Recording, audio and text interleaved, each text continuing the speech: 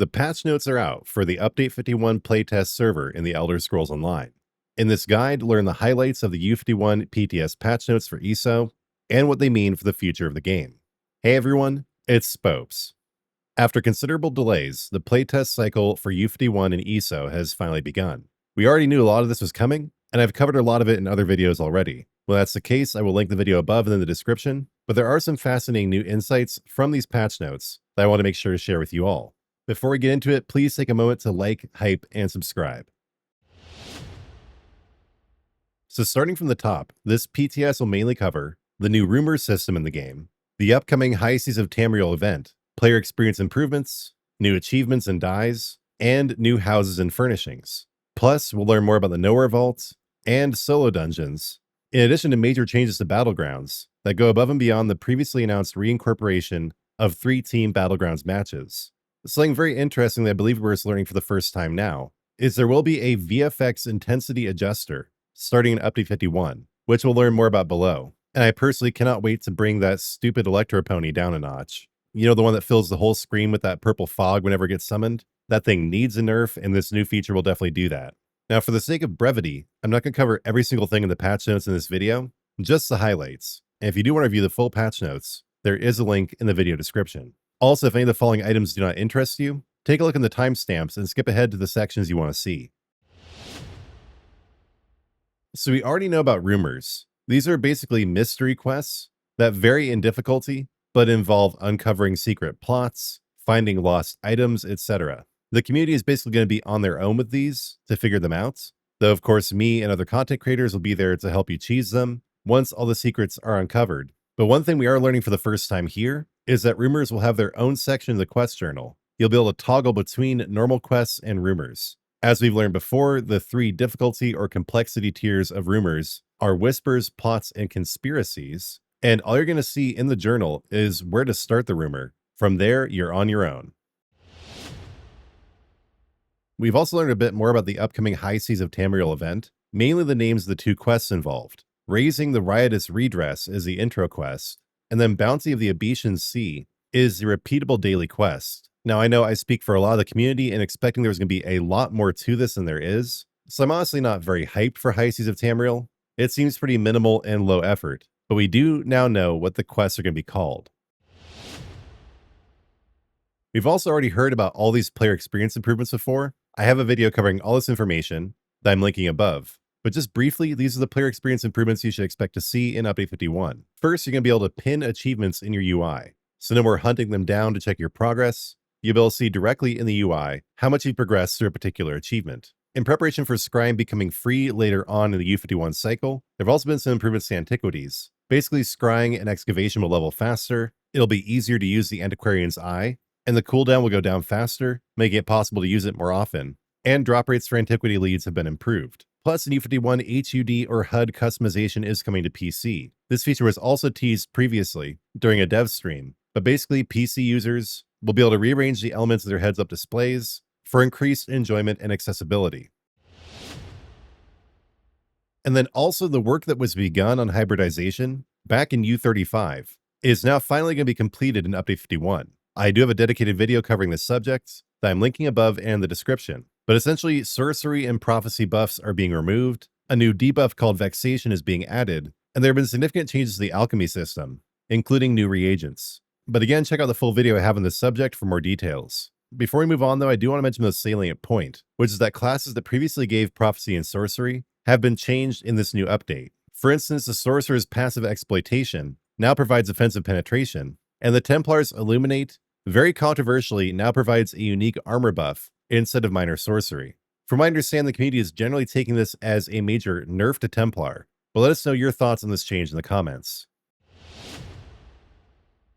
We've also gotten confirmation on how exactly level up rewards are going to change. All I said previously is they are rethinking how the level up process works. And I was a bit concerned at first, mainly due to the vagueness of this statement, but thankfully you still will unlock the Dungeon Finder at level 10. All that's really changing is that at level 27, you now get gold instead of a treasure map. And at level 43, you also do now get gold instead of attribute and skill respec scrolls, given that respecking is now free.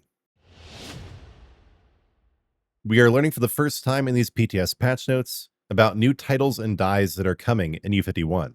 For instance, you'll get the Baron Captain title for completing the Baron Captain on Deck High Seas achievement, and you get Rumor Monger when you complete the I Heard a Rumor achievement. I'm much more interested in the dies, however, which include Resurrection Mint that you get from Expert Resurrectionists, and I have no idea what that's going to come from. I can't think of any upcoming content that has to do with resurrecting.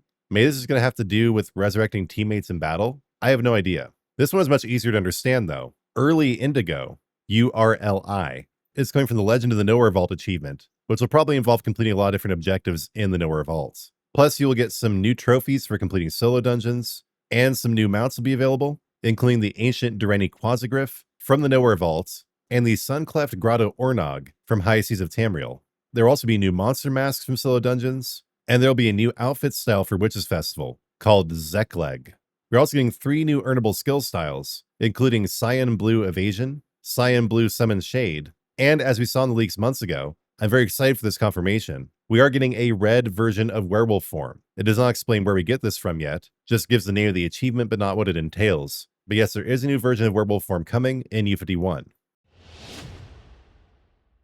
There are also 2 new homes coming, including the Grotto of Desires, that will be unlockable in a future event. It does not say which event, but given the fact that it is water-themed, I'm guessing High Seas of Tamriel. But if so, why did they not say that here? Kind of mysterious. There will also be a Sheogorath-themed house, the Sheogorad Chateau, and I believe Sheogorad is his Nord name. This one is not earnable. It'll be available for purchase with crowns.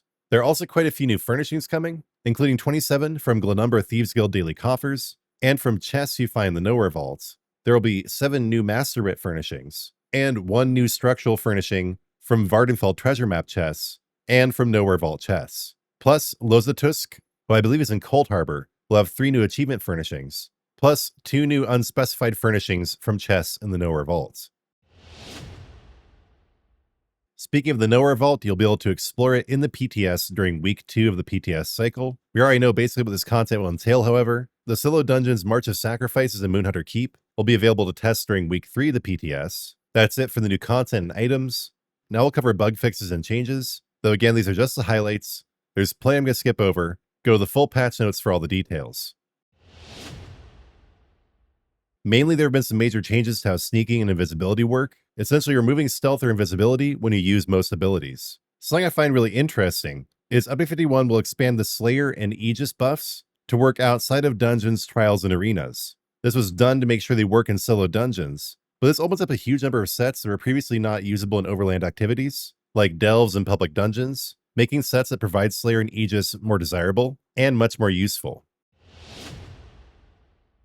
We're also seeing a considerable nerf to Lava Whip on the Dragon Knights. The healing given by Power Lash has been reduced by 50%. The devs say this is part of an attempt to tone down Dragon Knights in PvP, which are still out of control. We'll see how much this change actually affects anything. At the same time, Engulfing Dragonfire has been buffed, its cost has been reduced significantly, and it also now gives you 15% damage reduction when you're using it. And it looks like Werewolf has also been significantly nerfed.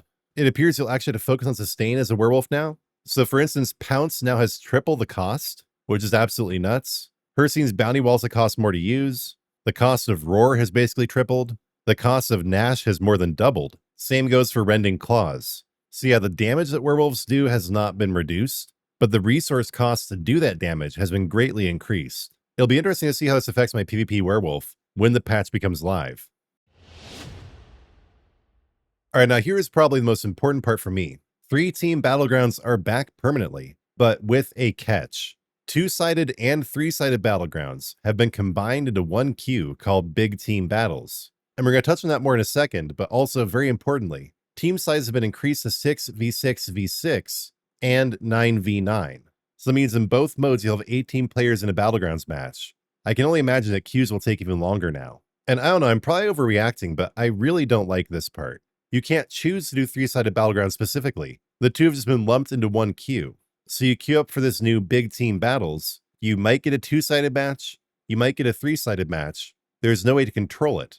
Call me cynical, but the only reason I can think of why they do this is because they know everyone wants to do 3-team, and ZOS would lose face if 2-team battlegrounds just completely died. If you could queue for one or the other specifically, nobody would queue for 2-team. Queues would take like 2 hours. It would die off and be exposed to the terrible decision it always was.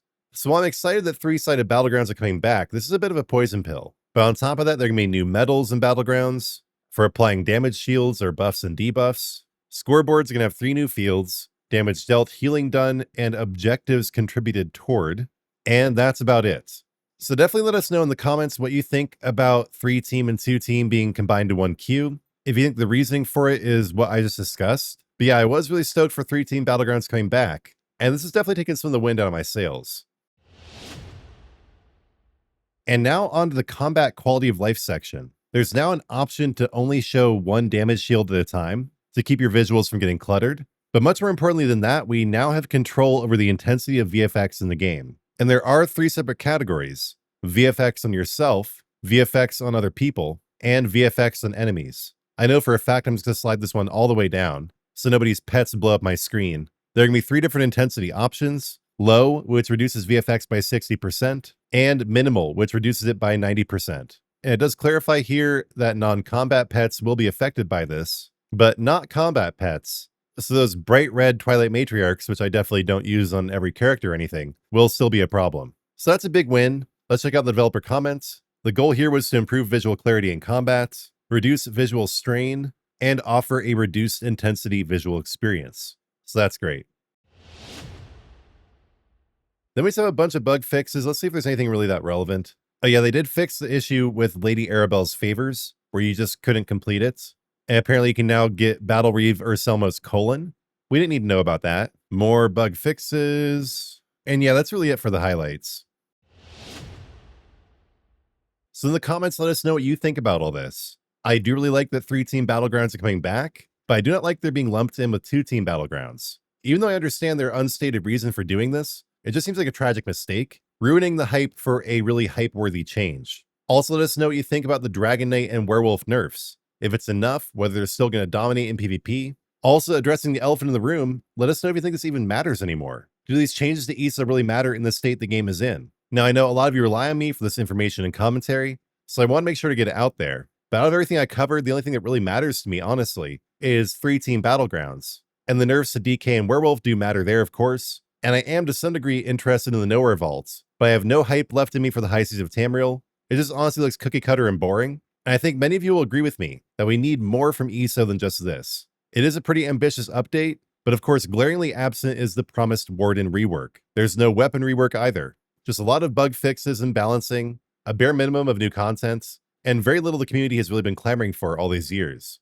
The one player experience improvement I really appreciate is the VFX slider, but again, that's not even really a slider. It's just 3 different options. So do let us know what your favorite parts are from these PTS patch notes and what you wish they'd included instead. And before you go, please do like, hype, and subscribe to support the channel. And I'd really encourage you to take your support a step further with a membership, a merch purchase, or a donation. You become a member just by clicking the join button below the video. I have some merch listed below the video as well. And you can click through to my 4th wall site in the description for a full catalog of merch and a spot to leave a donation. Plus, you can also leave me super thanks here on YouTube. I'm so grateful for all the support you guys give me, but I'm even more grateful to the creator of all things. So I'm going to finish off the video with a prayer to my Lord and Savior, Jesus Christ. Lord Jesus, thank you for this new information on the future of ESO. Thank you for inspiring Zos to give us some much needed improvements. Please do be with the studio at Zos. Somehow, through your miraculous power, save ESO from maintenance mode, keep it from going the way of Destiny 2 or New World, help the devs rekindle the fire of passion, and deliver truly incredible content. Lord, I'm so thankful for my community. Please bless everyone in my community, and please do bless my channel with growth. I give all glory for this video and my channel to you, Lord Christ. Lord, in your mercy, hear our prayer. Thank you for watching until the end. Before you go, please do like, hype, comment, and subscribe. And when you do subscribe, turn on notifications, because I'll be back soon with new content.